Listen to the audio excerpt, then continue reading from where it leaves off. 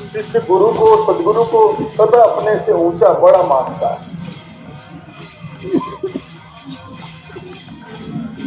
लेकिन सदगुरु वो तो ज्ञानी होते हैं, जीव अज्ञानी होता है, शिष्य अज्ञानी होता है, लेकिन सदगुरु तो ज्ञानी होते हैं। वो तो जानते हैं जैसा मैं हूं वैसा ही ये है। जो परमात्मा मेरे घट में बैठे हैं वही परमात्मा इसके घट में भी बैठे हैं।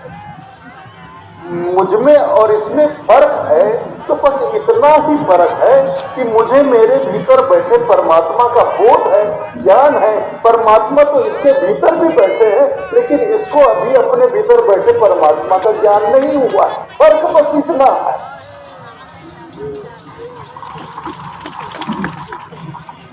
लेकिन इस बात को शिष्य नहीं समझता, अंकुरी जीव नहीं समझता, इसलिए गुरु को अपने से बहुत ऊपर मानता है। लेकिन सदगुरु ज्ञानी होते हैं, वो जानते हैं जो परमात्मा मेरे घट में वही परमात्मा इसके घट में, रत्ती भर भी फर्क नहीं। तो सदगुरु की दृष्टि में अपनी शरण में आने वाले अंकुरी जीवों और शिष्यों के प्रति बहुत प्रेम होता है, अथाह प्रेम होता है, बहुत सम्मान होता है।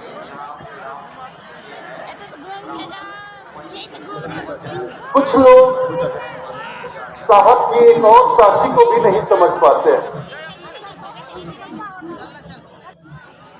साहब का एक दोहा है, गुरु गोविंद दो खड़े।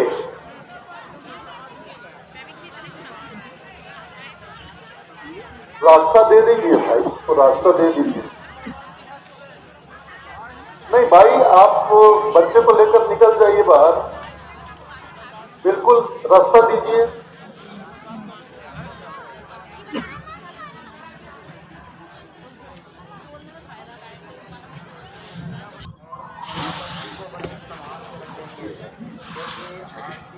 रास्ता दे दीजिए उसको। गोविंद दो खड़े काके लागू पाए, बलिहारी गुरु आपनो गोविंद दियो बताए। साहब के इस वाणी को भी बहुत से लोग समझ नहीं पाते, कुछ का कुछ अर्थ लगाते हैं। कहते हैं कि देखो साहब ने कहा है, गुरु गोविंद दो खड़े काके लागू पाए, बलिहारी गुरु आपनो गोविंद दियो बताए। लोग अर्थ लगाते हैं, जब गुरु गोविंद दोनों खड़े हों और शिष्य दुविधा में पड़ जाए, जब मैं किसके चरण लगूं, किसके चरण पकड़ूं। क्षमा को हम धारण करके रखें तो हम कतई क्रोध नहीं करेंगे। आदमी क्रोध कब करता है? भीड़ में चल रहे हैं, भीड़ में चल रहे हैं, चलते चलते किसी ने पैर दबा दिया, पैर दबा कि एकदम से बिफर जाते हैं, अरे तूने मेरा पैर दबा दिया। गाली गलौज करने लगते हैं, मारपीट पे उतारू हो जाते हैं, तूने मेरा पैर दबा दिया। जैसे कोई कुत्ता बैठा हो, धोखे से उसकी पूंछ में पैर पड़ जाए तो काट खाता है, इतना गुस्सा उसके अंदर होता है। धोखे से उसकी पूंछ पे पैर पड़ जाए तो कुत्ता काट खाता है। वैसे ही हमारे अंदर भी गुस्सा भरा हुआ है। धोखे से भीड़ भाड़ में किसी ने पैर दबा दिया तो हम एकदम बिफर जाते हैं, उसको 10 गालियां देते हैं, मारने पीटने पे उतारू हो जाते हैं, तूने मेरा पैर दबा दिया। देख के नहीं चल सकता। तो क्रोध करना पशुता की निशानी है। तो ये बात हम समझें कि हम पशु नहीं हैं, आज हम मानव योनि में हैं। मानव योनि में हैं तो हमारे भीतर मानवता होनी चाहिए। ठीक है, जब पशु थे तब हमारे अंदर पशुता थी। पिछले जन्मों में जब हम पशु थे तो ठीक है, हमारे अंदर पशुता थी, लेकिन आज हम मानव योनि में हैं तो आज हमारे अंदर मानवता होनी चाहिए।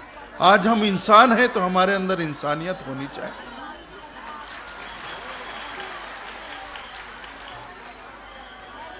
तो क्षमा को धारण करना सीखिए।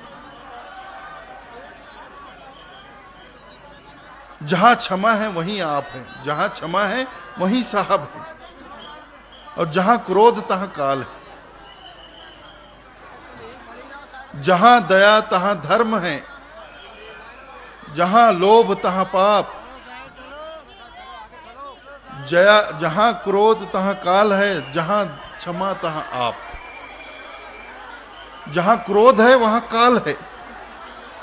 साहब कह रहे हैं जहां क्रोध है वहां काल है, और जहां क्षमा है तहां आप स्वयं है। आप है मतलब वहां स्वयं साहब है, वहां स्वयं परमात्मा है। जहां क्षमा है वहां साहब है। तो आपको किसे धारण करना है? आप साहब को हृदय में धारण करना चाहते हैं, आप साहब को मन में धारण करना चाहते हैं, कि काल को? काल को, ठीक है, काल को ठीक है, काल को धारण करना चाहते हैं तो फिर क्रोध रखे रहिए मन में। क्रोध को मन में रखेंगे तो काल अपने आप आपके अंदर बैठा रहेगा।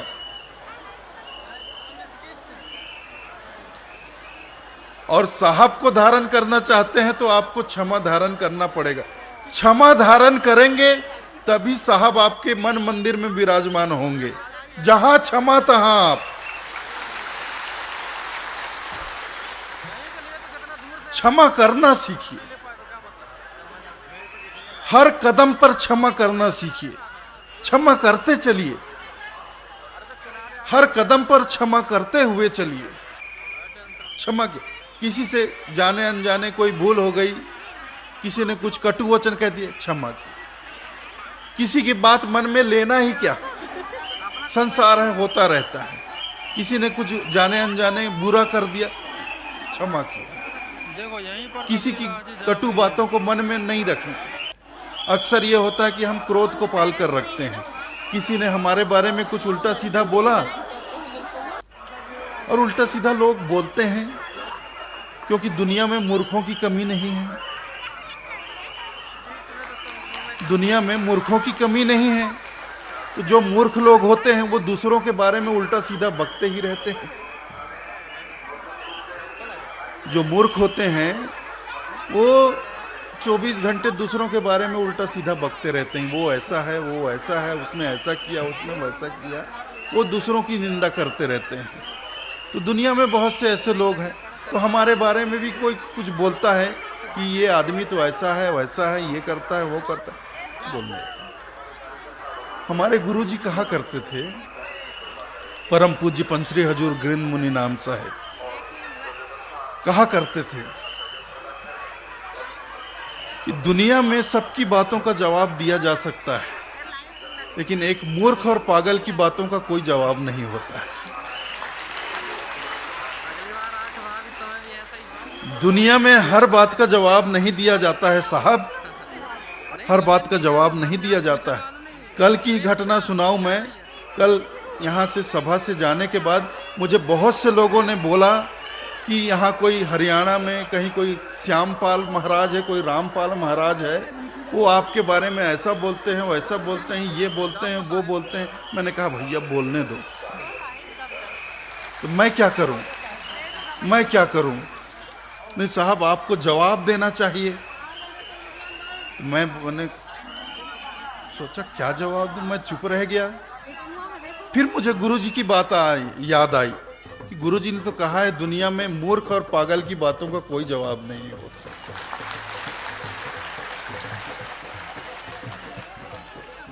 और जो मूर्ख और पागल की बात का जवाब दे, समझ लो उससे भी बड़ा मूर्ख और पागल।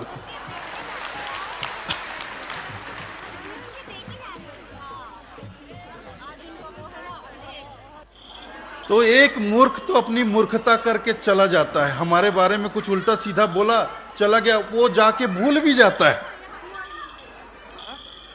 कोई मूर्ख हमारे बारे में उल्टा सीधा बोला, हमें 10 गालियां दी, गालियां भी दिया, और वो गाली गलौज करके उल्टा सीधा निंदाचारी करके वो तो चला गया और भूल भी गया। और हमने उसकी बातों को पकड़ लिया, गांठ बांध लिया, और वो गांठ हमें महीनों तक चुभ रहा है, मन में चुभ रहा है, वो बात हमें कचोट रहा है। उसने मुझे ऐसा कह दिया, उसने मुझे गाली दे दिया, उसने मुझे ऐसा बोला, वैसा बोला, मुझे ये बोला, वो बोला, मुझे गालियां दिया, मुझे माँ की गाली दी, मुझे बहन की गाली दी, मुझे इतनी गंदी गंदी गाली। अरे दिया होगा, वो तो मूर्ख है भाई। वो तो मूर्खता करेगा, वो तो मूर्ख है। जो है वही तो दिखाएगा, वो जिसके अंदर जो हो वही तो निकलेगा उसके अंदर से, जिसके अंदर जो हो वही तो निकलेगा। तो मूर्ख के अंदर तो मूर्खता होती है, तो वो अपनी मूर्खता दिखाकर चला गया। अच्छा, वो तो अपना काम करके चला गया और सब कुछ भूल भी गया। अब हम महीनों तक नहीं भूले हैं, हम दुखी हुए बैठे हैं कि हाय उसने मुझे ऐसा कह दिया, वैसा कह दिया, मेरा बड़ा अपमान किया।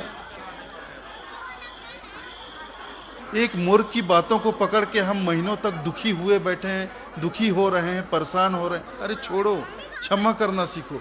किसी ने गाली दी, जा क्षमा करता हूं। और सिर्फ क्षमा करना ही नहीं, देखिए ये भी बात है, क्षमा मांगना भी सीखिए। दोनों बातें होनी चाहिए। क्षमा करना भी बड़ी बात है और क्षमा मांगना उससे बड़ी बात है। जाने अनजाने भूलवश अगर कुछ त्रुटि हो गई तो तुरंत क्षमा मांग ले, भैया क्षमा कर देना। क्षमा मांगने से कोई छोटा नहीं हो जाता मेरे भाई। देखिए, हाथ जोड़ के भैया क्षमा कर देना, कुछ गलती हो गई क्षमा कर देना। ऐसा नहीं कि क्षमा मांगने से हमारा अपमान हो या क्षमा मांगने से हम छोटे हो जाएं, ऐसा नहीं होता है। क्षमा मांगना तो बहुत बड़ी बात है।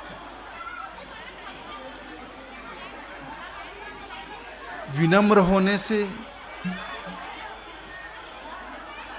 आदमी महान होता है, या ऐसा कहें कि महान आदमी का श्रृंगार है, महान आदमी का आभूषण है ये विनम्रता। जो महान होता है वह सदा झुका हुआ रहता है, विनम्र रहता है। और जो दंभी होता है, अहंकारी होता है, वह तना रहता है। देखो, एक बात है, फल से लदा हुआ वृक्ष सदा झुका हुआ रहता है। फल से लदा हुआ वृक्ष सदा झुका हुआ रहता है, और जिस पे फल नहीं होता वो ठूंठ की तरह खड़ा रहता है।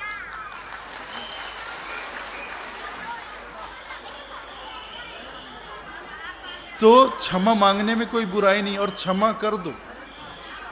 और किसी के क्षमा मांगने पे क्षमा किया तो क्या क्षमा किया, किसी के क्षमा मांगने पे क्षमा किया तो क्या क्षमा किया।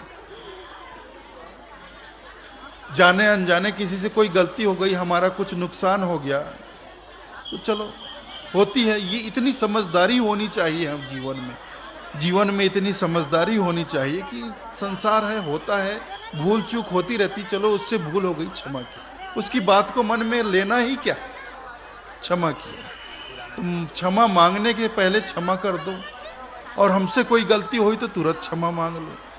इतना अगर हमने कर लिया तो समाज में कहीं कोई दुश्मनी नहीं होगी, कोई शत्रुता नहीं होगी, कहीं कोई हिंसा नहीं होगी। क्षमा को हमने धारण कर लिया तो कहीं कोई हिंसा नहीं होगी। और क्षमा के बारे में मैं देखिए ऐसा भी देखता हूं कि बहुत से लोग, हमारे सदगुरु ही हमें बताते हैं कि तेरे अंदर क्या है, तू क्या है, तू कैसा है, वो हमें दर्पण आईना दिखाते हैं। तो बुरा ना माने, क्योंकि वो हमारे सदगुरु हैं। वो हमारा कुछ बिगाड़ने के लिए ऐसा नहीं करते, वो हमें दुखी करने के लिए ऐसा नहीं बोलते या नहीं कोई काम करते। वो हमें ठीक करने के लिए, हमें अच्छा बनाने के लिए ऐसा करते हैं। इसीलिए तो गुरु को हमारे सदगुरु ने कुम्हार कहा। गुरु कुम्हार शिष्य कुंभ है, गड़ी गड़ी काढ़े खोट, अंतर हाथ सहार दे और बाहर मारे चोट।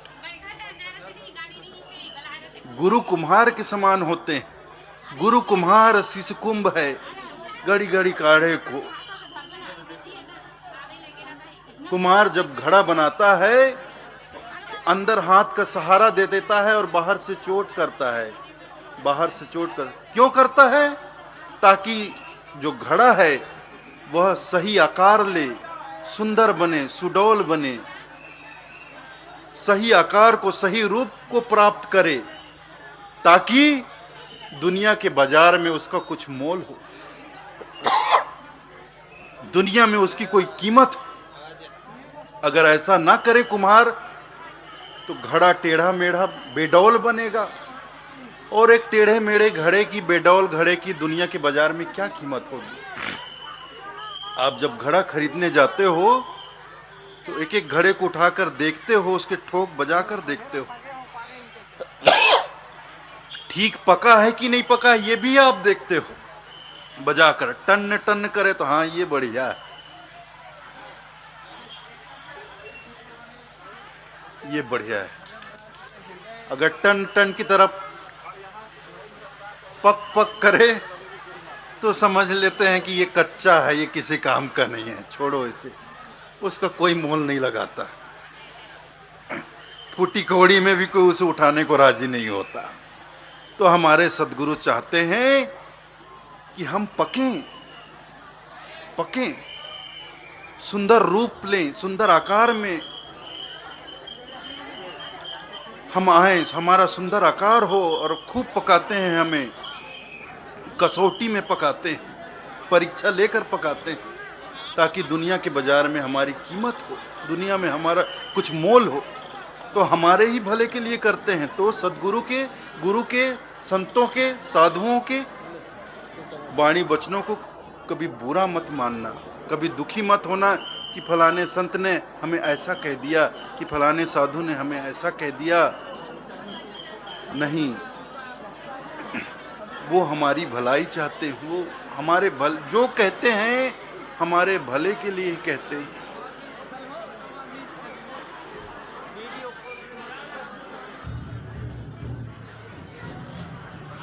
तो संतों के वचनों कभी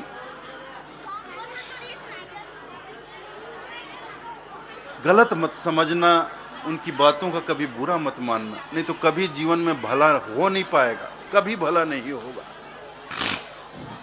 गुरु के वचनों को, सद्गुरु के वचनों को, साधु संतों के वचनों को इसीलिए कहा जाता है, संत परंपरा ने भक्ति मत इसीलिए चलाया, भक्ति काल इसीलिए मध्यकाल को कहा जाता है। भारत के इतिहास में भारत के मध्यकाल को भक्ति काल इसीलिए कहा जाता है कि संतों की जो परंपरा चली, उन्होंने भक्ति मत को प्रतिपादित किया। उससे पहले तो जो वेद, पुराण, शास्त्र, उपनिषद थे, वो ज्ञान मार्ग को ही श्रेष्ठ मानते थे, लेकिन संतों ने भक्ति मार्ग को प्रतिपादित किया। क्यों? क्योंकि भक्त हृदय विनम्र होता है। भक्त के हृदय में प्रेम होता है, भक्त के अंदर आस्था होती है, श्रद्धा होती है, विश्वास होता है, प्रेम होता है, उसके अंदर लगन होती है, उसके अंदर निष्ठा होती है, विनम्रता होती है। इसीलिए साहब ने भी तो कहा है अपने वचनों में, कहा आप लोग संध्या पाठ पढ़ते हो कि नहीं? संध्या पाठ करते हो? संध्या पाठ में जब बोलते हो, साहब की वाणी, नाम ध्वजा फहराई, दास पर नाम ध्वजा फहराई, उसमें आखिरी में क्या कहा साहब ने? चाहे कोई सुख दुख कर जाने, भक्ति का पंथ चलाई हो।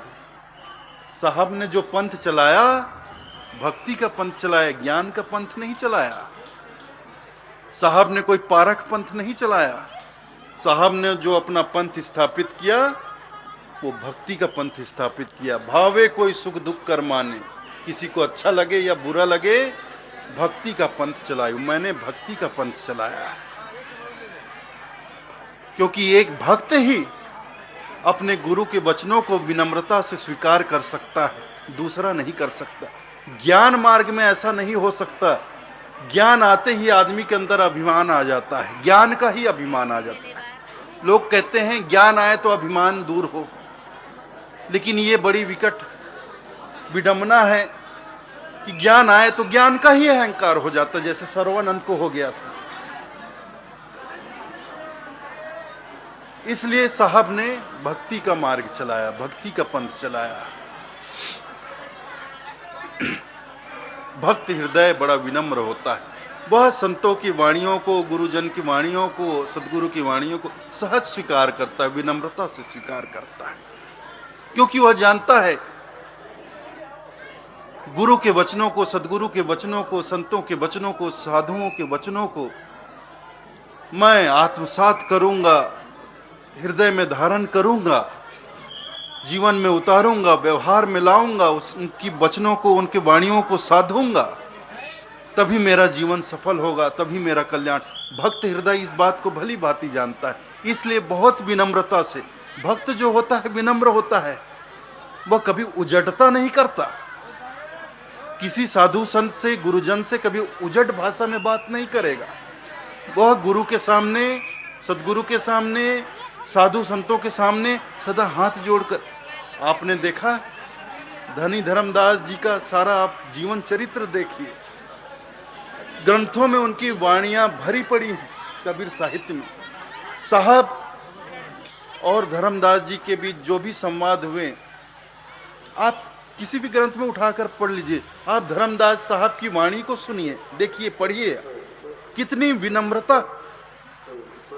हर बात शुरू करने से कहते हैं, धर्मदास विनय कर जोरी, साहेब सुनिए विनती मोरी। हर बात को हाथ जोड़कर धर्मदास विनय कर जोरी, कोई बहस नहीं करते, कोई संवाद नहीं करते, कोई विवाद नहीं करते। वो जब करते हैं विनय करते हैं, अनुनय और विनय, विनती करते हैं। धर्मदास विनय कर जोरी, और हाथ जोड़कर शालीनता से, विनम्रता से, धर्मदास विनय कर जोरी, साहेब सुनिए विनती मोरी। हे मेरे साहब, हे मेरे सदगुरु, मेरी विनती सुनिए आप। उसके बाद फिर जो पूछना है पूछते हैं, जो कहना है कहते हैं। और फिर साहब कहें कबीर सुनो धर्मदासा, इस तरह साहब अपनी बात धर्मदास से कहते हैं, कहा है कबीर सुनो धर्मदासा, इस तरह वो उत्तर देते हैं। तो इसी तरह हमारा सारा ग्रंथ, हमारा सारा साहित्य सदगुरु कबीर और धनी धर्मदास जी के संवाद रूप में ही पाया जाता है। तो हम सबको, आपको, हमको, सबको धर्मदास साहब बनना पड़ेगा। अपने सदगुरु के प्रति जो भाव धर्मदास साहब के हृदय में था, वही भाव आपको, हमको, सबको अपने हृदय में लाना पड़ेगा हमारे सदगुरु कबीर साहब के प्रति। धनी धर्मदास साहब कबीर पंथ के आदर्श पुरुष हैं, सभी कबीर पंथियों के लिए आदर्श हैं। और न सिर्फ धर्मदास साहब, उनकी धर्म संगनी, उनकी धर्म पत्नी आमीन माता, जितना प्रेम, जितना विश्वास, जितनी श्रद्धा सदगुरु कबीर साहब के प्रति धर्मदास साहब के हृदय में थी, उससे कहीं ज्यादा प्रेम, विश्वास और श्रद्धा और लगन आमीन माता के हृदय में थी।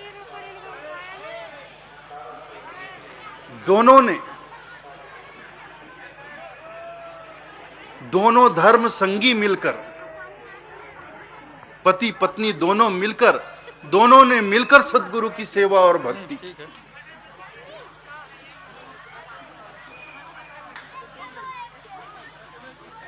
तभी तो सदगुरु ने इतना बड़ा आशीर्वाद उन्हें दिया, ऐसे ही थोड़ी दे दिया। सदगुरु कबीर जैसे अक्खड़ संत, फक्कड़ संत किसी को भी इस तरह का आशीर्वाद नहीं देते। उन्होंने कुछ पाया, उन्होंने कुछ देखा धर्मदास और आमीन माता में, तभी इतना बड़ा आशीर्वाद उन्होंने दिया। जो वंश 42 का आशीर्वाद धर्मदास जी और आमीन माता को साहब ने दिया, ऐसे ही नहीं दे दिया। कबीर जैसे संत, कबीर जैसे सदगुरु ऐसे ही किसी को इतना बड़ा आशीर्वाद नहीं दे सकते, जो पूरी दुनिया को फटकारते हैं। उन्होंने दोनों के अंदर कुछ देखा, उनका विश्वास देखा, उनका प्रेम देखा, उनका भाव देखा, उनकी भक्ति देखी, उनकी निष्ठा देखी, उनकी लगन देखी, उनका त्याग देखा, त्याग देखा। जब साहब बांधवगढ़ पधारे,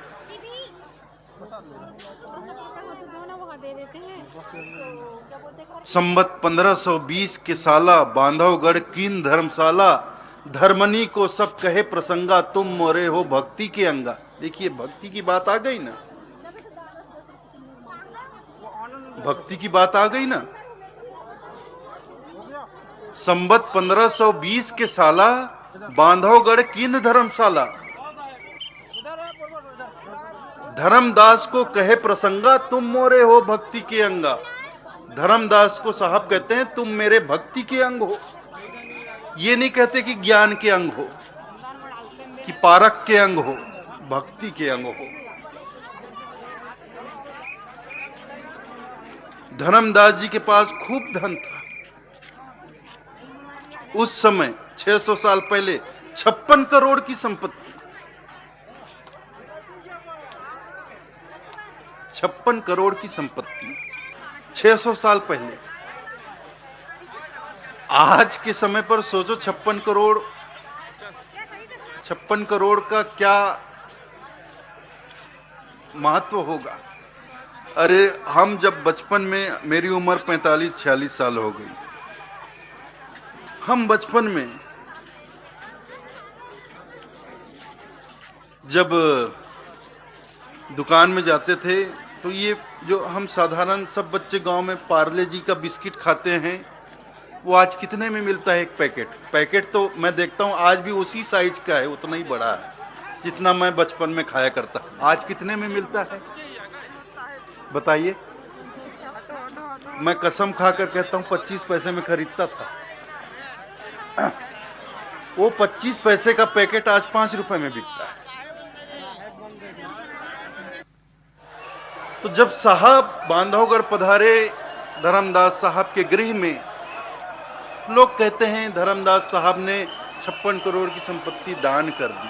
किसको दान कर दी? साहब कबीर को दान कर दी। साहब कबीर को धन से क्या लेना देना? साहब कबीर को धन नहीं चाहिए, वो तो परम संत थे, साधु थे।